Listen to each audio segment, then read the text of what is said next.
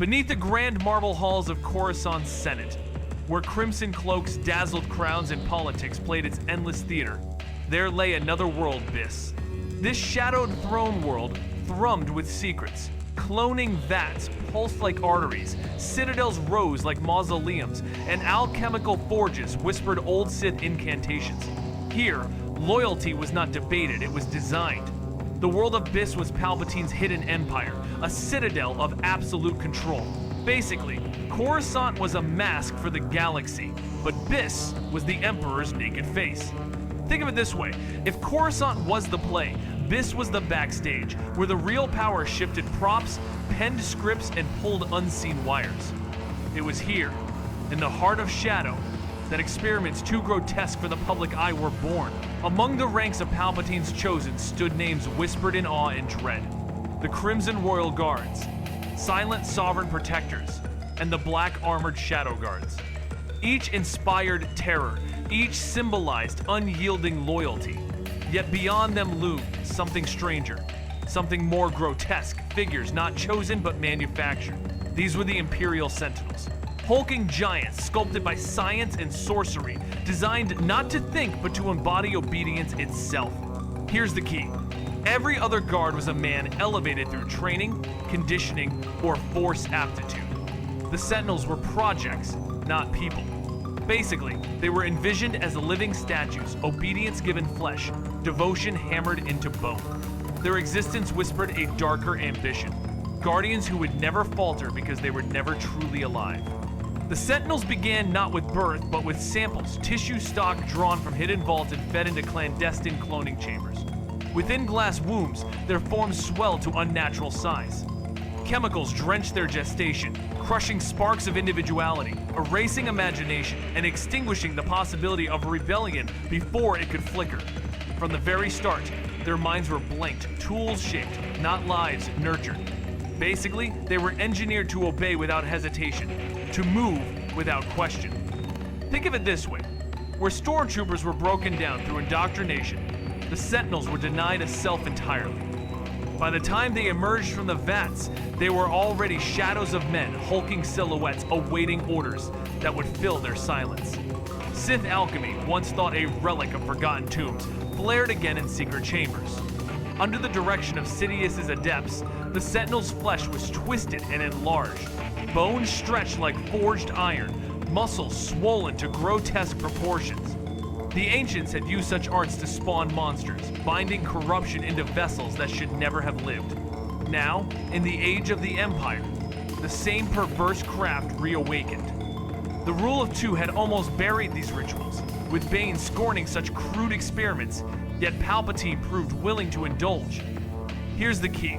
Palpatine rarely employed flesh-warping sorcery openly, but the Sentinels were proof that he dipped into those forbidden fonts. Basically, their existence is the Emperor admitting he could not resist reshaping life itself.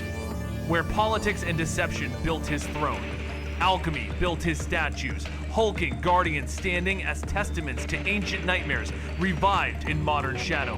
The cultists who tended the laboratories attempted more than fleshcraft.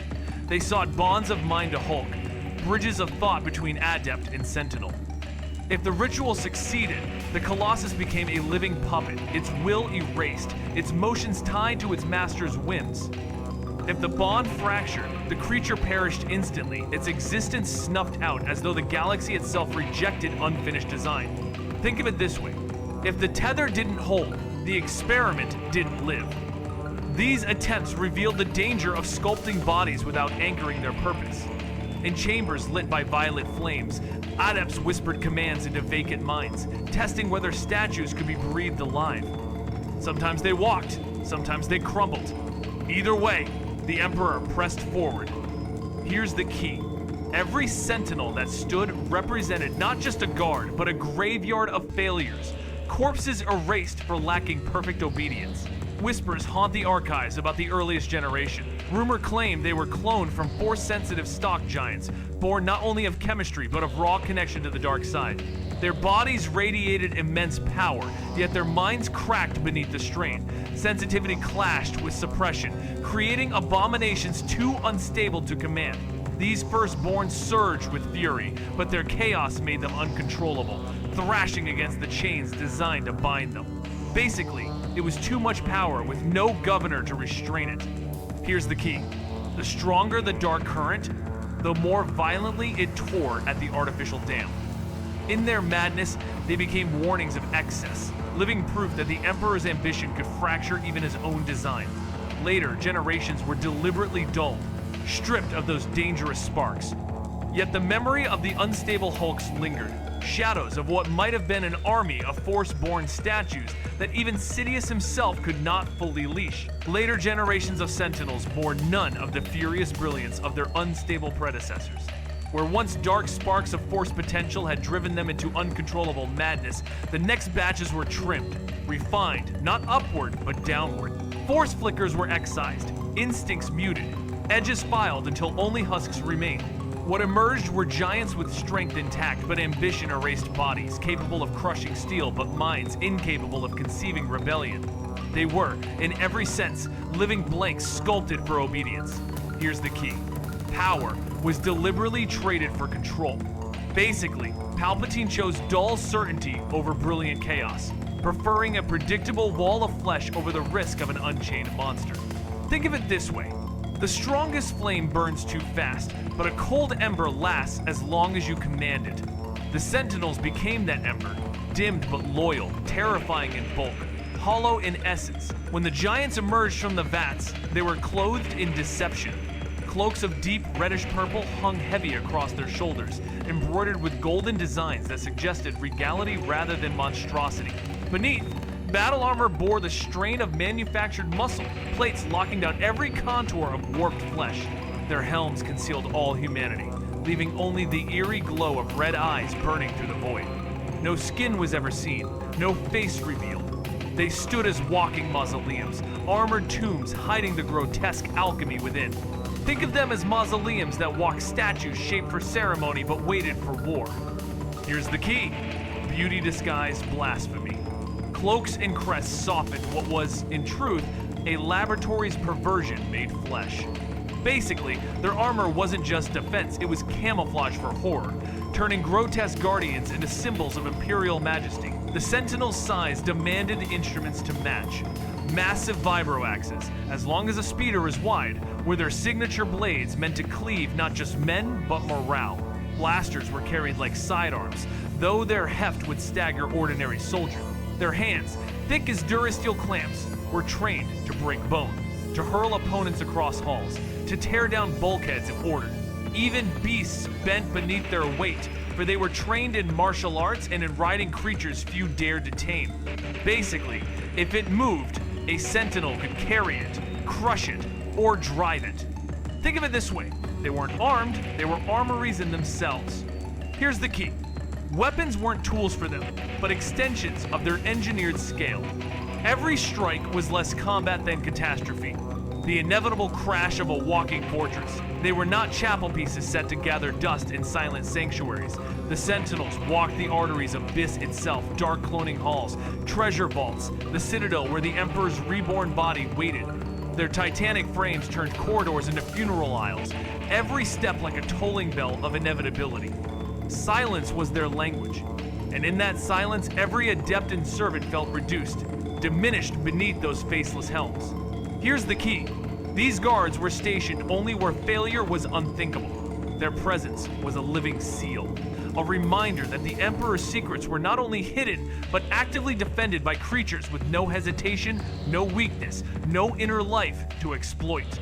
Basically, wherever Palpatine was most vulnerable, the Sentinels made that ground untouchable, converting laboratories and throne rooms alike into tombs of dread, where even whispers dared not linger. Coruscant was the theater, its Senate rotunda filled with spectacle, crimson robes sweeping in perfect symmetry. Guardians posed like statues before the galaxy. But Biss was no stage, it was the Empire's locked cellar. The Sentinels, cloaked in dark purple with gilded markings, stood in that cellar's shadows. They did not march in parades or pose before senators. They were stationed around secrets too grotesque for public display. Think of it this way. Public theater belonged to Crimson Guards, but private terror belonged to the Sentinels. Here's the key. They were never designed to inspire awe in the Senate, they were designed to terrify anyone who came too close to the truths buried on Biss. Basically, the galaxy saw pageantry, but the Emperor's heart was guarded by monsters whose very existence could not be admitted without unraveling the illusion of order. When one of the Emperor's inner circle was dispatched on missions of supreme priority, the Sentinels went with them. They did not speak, did not bargain, did not question. Instead, their towering forms served as living edicts, each step confirming that the adept carried not merely personal authority, but the Emperor's direct will. Basically, if a Sentinel walked at your side, the Emperor's voice walked too. Their looming presence was as symbolic as it was practical shield and sanction combined in one monstrous body. Think of it this way. They were not escorts. They were warrants. Proof that the one they accompanied acted with absolute unchallengeable power. Here's the key. The sight of a Sentinel beside an adept was less about defense and more about broadcasting dominion. A visual reminder that all roads of command ended with Sidious himself during the dark sweep of the Great Jedi Purge. When archives burned and temples cracked, a quiet figure drew the gaze of the Empire Ashkaboda, Jedi archivist and keeper of forbidden wisdom. The Sentinels appeared like shadows with weight, carrying impeccable Imperial codes that no soldier dared question. They did not fight with flourish, they simply advanced, seized, and bound. Boda was escorted onto a dungeon ship, massive hulks flanking him in silence, their presence a sentence before the execution had even begun. Here's the key. The hulks handled custody, not question. They were not interrogators or executioners. They were couriers of inevitability. Basically, once they took you, your fate was already sealed. In Coruscant's depths, Boda's capture fed into the Emperor's grand design not because of who he was, but because of what he carried. Ashkaboda's life ended under the cruelty of Palpatine's will, but his possession carried weight beyond his flesh. The Tedran holocron, a vessel of ancient Jedi wisdom. Palpatine pried it open, drawing from its crystalline veins fragments of knowledge that he transmuted into something darker, the Book of Anger. This tome, steeped in venom, became the first stone of his dark side compendium. In it, fury was refined into doctrine, wrath given permanence on the page. Think of it as philosophy carved from a stolen star, brilliance inverted into shadow.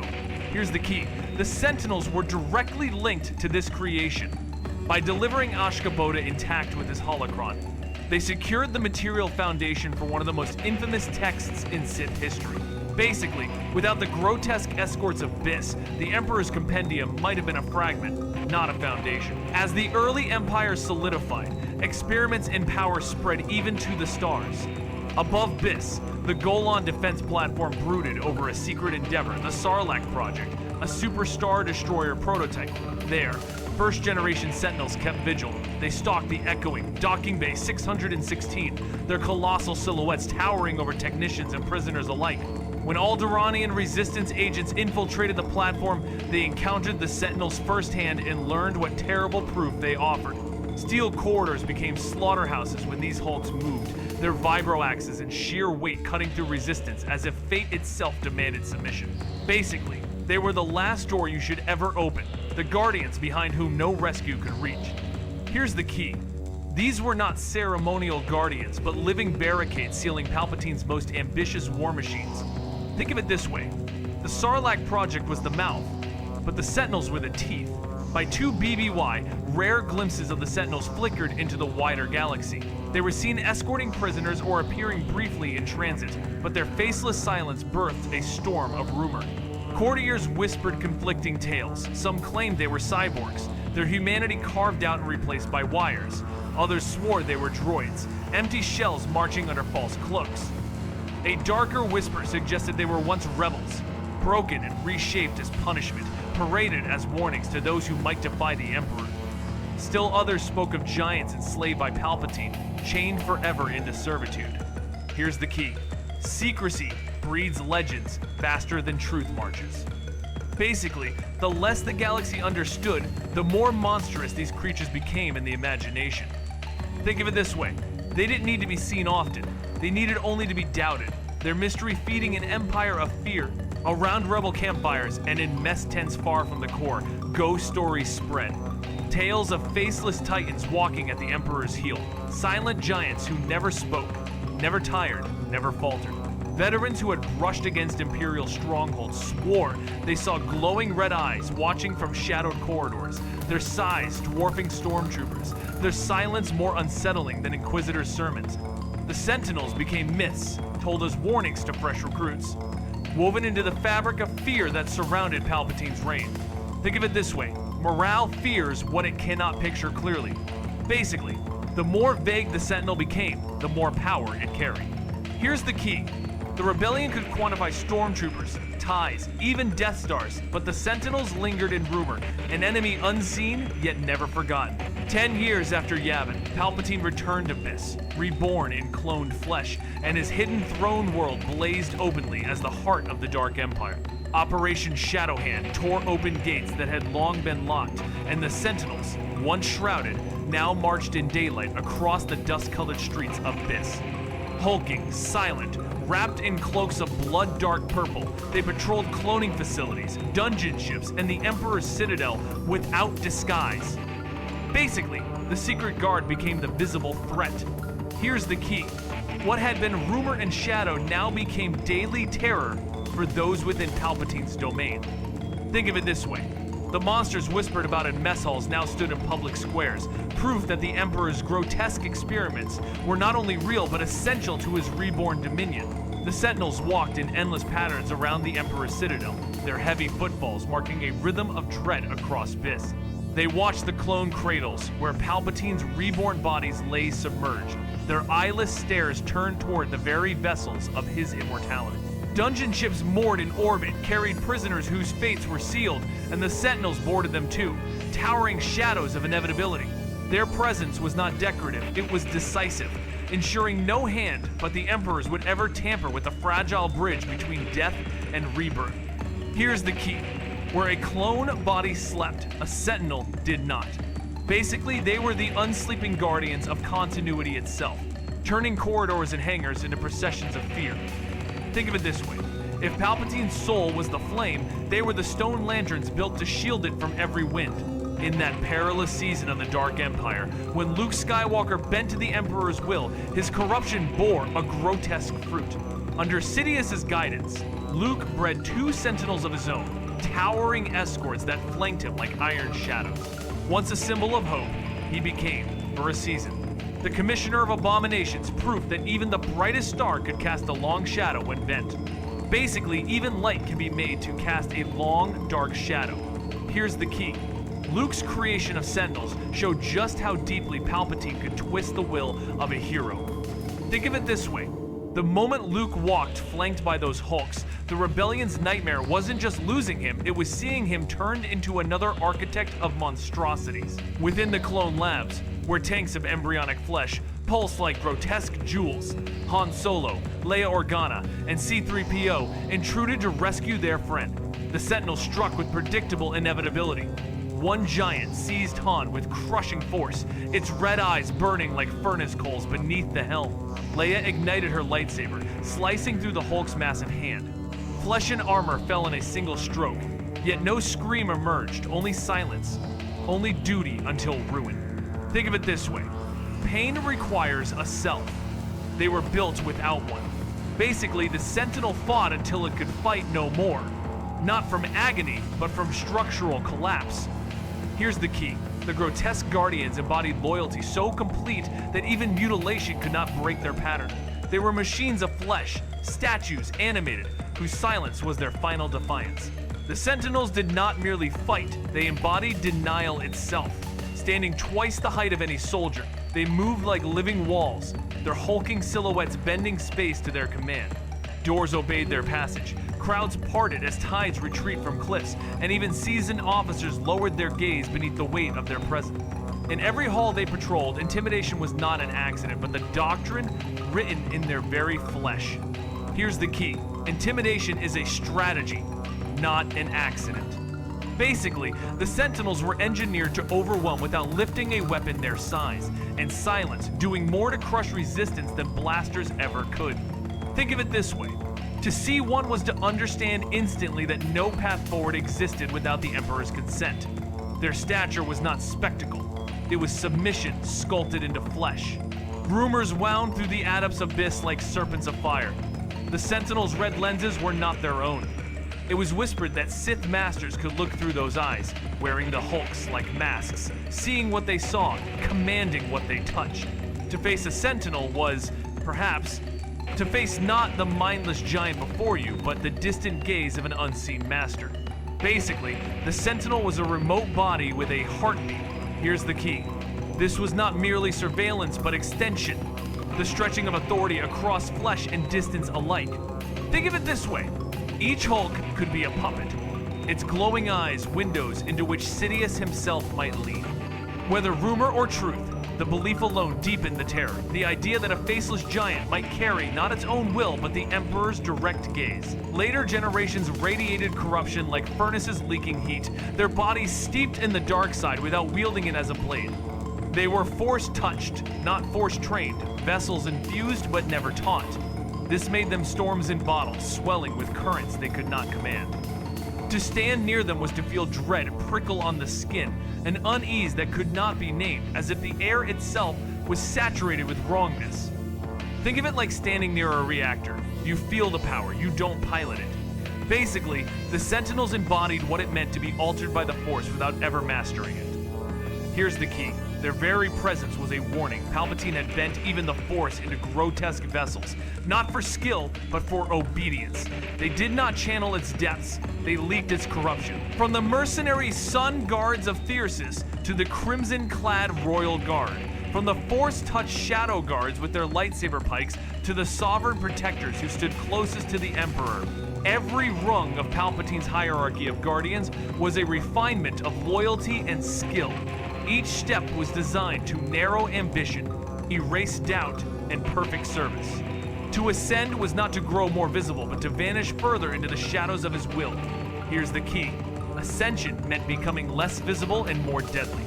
Basically, every layer stripped away humanity until only the most silent, most efficient servants remained. Think of it this way. The pyramid was not built upward, but inward, narrowing until nothing but obedience remained. At its peak, the Sovereign Protectors embodied that vision with deadly finesse, the culmination of generations of training and fanatic devotion. Yet the Sentinels never fit within that sacred ladder. They were not men elevated through devotion, not soldiers sculpted through training, nor adepts refined by force and silence. They were engineered husks, grotesque side branches to the pyramid of loyalty. Their bulk and facelessness mimicked grandeur, but their creation bypassed the trial of will that defined Palpatine's hierarchy. Basically, they're a side branch, a grotesque proof of concept. Here's the key. The pyramid measured refinement, the Sentinels measured ambition unfulfilled. Think of it this way. There were shortcuts, attempts to grow devotion in a vat rather than forge it in fire. And though they terrified, they never replaced the Sovereigns, because fear without skill was incomplete. They stood apart monuments, not to perfection, but to failure hidden behind ceremonial armor. When weighed against the Sovereign Protectors, the Sentinels fell short. Bulk alone could not triumph over mastery. Pitted in imagined duels, finesse carved through brute force, and a perfected duelist could cut a hulking statue into shards. Here's the key. Refinement always defeats excess. Think of it this way. A hammer is blunt, but a saber writes in light. Basically, the Sentinels were terror embodied, but terror was not enough against artistry sharpened by the Force. In Karner Jax and his ilk, the Sovereigns proved the apex of Palpatine's Guardian Pyramid, while the Sentinels remained experiments, hulks to frighten, not warriors to win. Their silence was dreadful, their presence suffocating, but in the crucible of skill, they were statues waiting to break. The Sentinels were more than Guardians, they were a living thesis on obedience. Each stood as a monument to the Sith creed that life itself could be bent into a mirror of one man's will. Their blank minds, their hulking stature, their silence, all of it was worship carved in muscle, an altar that moved where Palpatine commanded. Here's the key. The Sith creed turned self into a god. These were worship carved in muscle. Think of it this way. Every Sentinel was less a soldier than a shrine, each step proclaiming not faith freely given, but devotion sculpted under chemical command and alchemical fire. Basically, the Sentinels revealed the Emperor's deepest desire, Not armies of men who might betray him, but statues given flesh, whose only purpose was to reflect his supremacy. Yet the Sentinels were half-finished, terrifying corridors but failing the throne. Their strength was immense, their presence suffocating, but their design was flawed alchemy that promised perfection but delivered monstrosities incomplete. They were terrifying because of what they suggested, not because of what they accomplished. Basically, the prototype never graduated. Here's the key. They were proof of ambition without polish. Experiments that revealed limits more than triumphs. Think of it this way. A sketch of a nightmare is unsettling, but it is not yet the nightmare itself. The Sentinels stalked halls as shadows of what could have been, reminders that even Palpatine's mastery had its unfinished corners. They were guardians by default, not by perfection. Hulk stationed at the heart of the Empire, not because they had succeeded, but because they could not be allowed to fail elsewhere. It ended in fire. R2-D2's sabotage hurled the Eclipse II into disaster, slamming its hyperdrive into catastrophe. The Galaxy gun misfired, and Biss, the hidden throne world, the citadel of secrets, the cradle of cloned flesh, died in an instant. Labs, vats, halls, and sentinels alike evaporated in a single arithmetic of apocalypse. The grotesque guardians, sculpted in alchemy and fear, were obliterated alongside the Emperor's hidden empire. Think of it as the heart exploding. The limbs cannot survive. Here's the key. Their existence was bound entirely to Biss. Without it, they had no stage, no throne, no reason. Basically, their erasure was as sudden and complete as their creation had been secret. In one cataclysm, the Emperor's failed thesis burned, leaving only rumors, fragments, and dread whispers of what might have been if the Sentinels had ever been perfected. In the silence after Biss's destruction, the galaxy lost not only a throne world, but a hidden heartbeat. The cloning vaults, the alchemical chambers, the archives of grotesque designs, all were erased in a single cataclysm.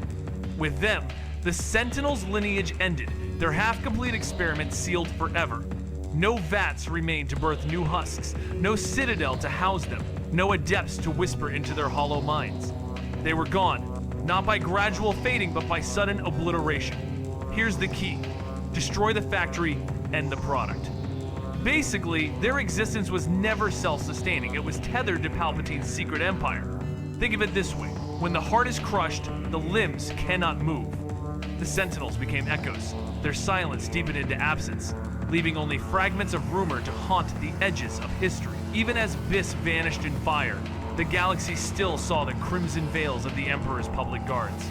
The royal guards remained as spectacle. The sovereign protectors still trained in secrecy. But the dream of perfected living statues, force-wielding hulks without ambition, was ash.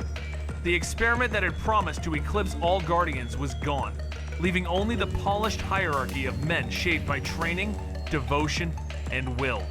Basically, the parade survived. The nightmare didn't. Here's the key. The Empire endured in its symbols, but its grotesque ambitions perished in smoke. Think of it this way. Crimson cloaks continued to haunt the Senate's memory, but the purple-clad Titans never walked the galaxy again. What survived was pageantry. What died was potential frightening, unfinished, and forever buried with Biss. Imagine the design completed. Hulks twice the height of a man. Their muscles not only swollen by alchemy, but sharpened by the Force itself. Loyal from birth, incapable of ambition, immune to betrayal, they would have been an unstoppable order of living statues. Here's the key. This was the nightmare that lingered what Palpatine almost achieved. Think of it this way. An army of doors with no rooms behind them, no inner life to turn, no desire beyond obedience. Basically, if perfected, the Sentinels would have eclipsed the Sovereigns, Shadow Guards, and Crimson alike, becoming the final word in guardianship. But they never reached that summit. They remained shadows of possibility.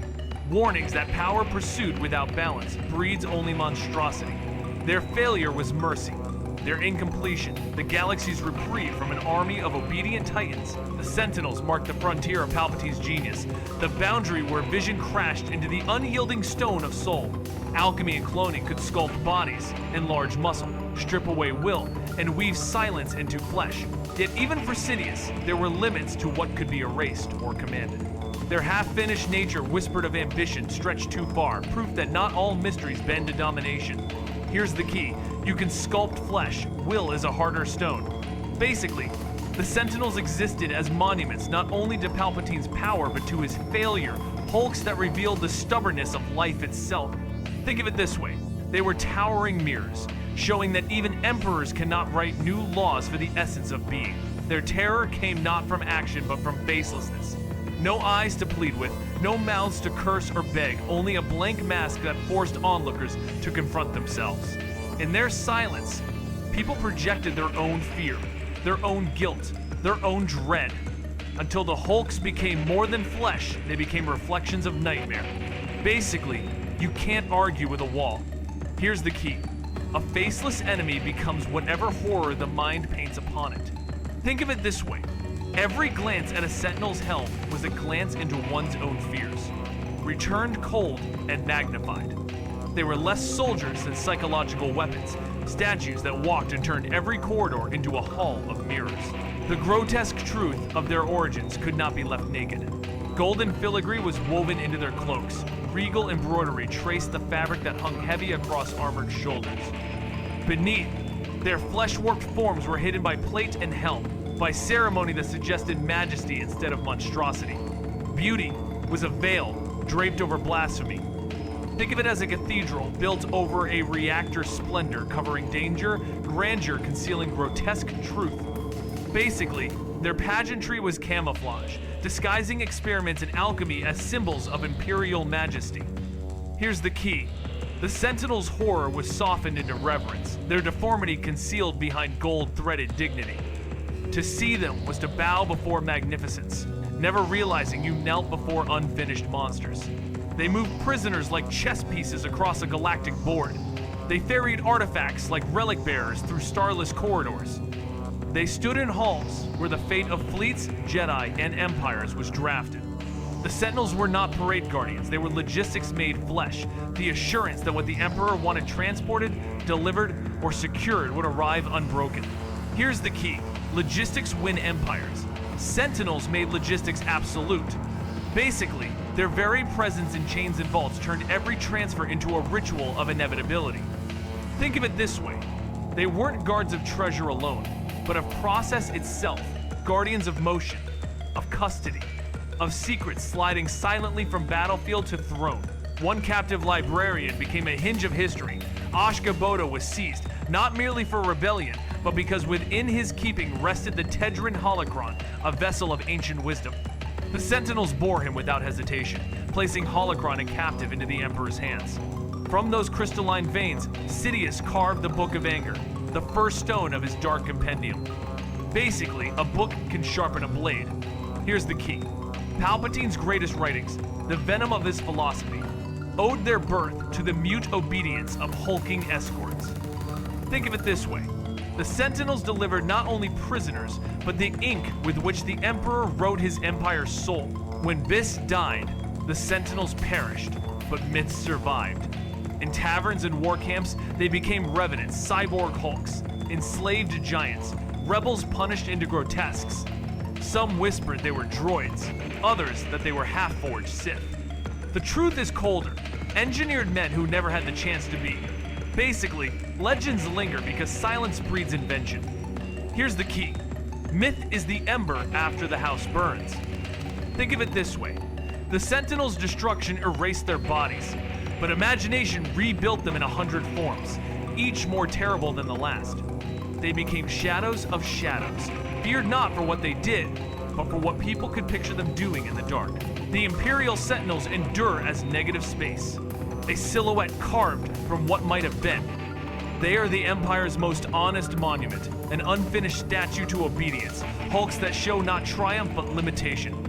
Their bodies spoke of ambition without end, yet their silence revealed the border where even Palpatine's will could not fully conquer the mysteries of life. Here's the key. Their greatest power is the warning they leave behind. Basically, the Sentinels are remembered less for what they achieved than for what they promised armies of loyal giants, erased in flame before their potential could be perfected. Think of it this way. They were sketches of eternity, abandoned halfway, yet still haunting enough to cast a shadow across history. Their legacy is not victory, but the echo of dread left when monsters vanish without conclusion. In the gallery of Palpatine's guardians, they are the cracked frame, an experiment that reminds us mastery without self breeds hollows, and hollows shatter. Crimson Guards still gleam in memory, Sovereigns still stand in legend, but the Sentinels remain as ghostly parentheses figures begun but never finished. Basically, the Empire tried to erase the person and keep the strength. In the end, it erased itself. Here's the key. The Sentinels expose the paradox of Sith ambition. Power stripped of soul is power without permanence. Think of it this way. The Faceless Titans, once bred to embody eternity, became the most fragile of all Palpatine's creations, erased in the same instant as their maker's hidden world. And so their final panel is absence, a reminder that the greatest terrors are sometimes not the wars we survive, but the shadows of what almost was.